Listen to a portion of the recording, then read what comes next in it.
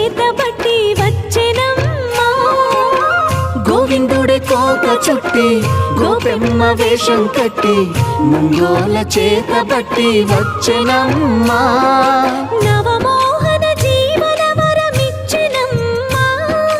ఇకపై ఇంకెప్పుడు నీ చేయి విడిచి వెళ్ళనని చేతిలోన చేయేసి ఒట్టేసెనమ్మా.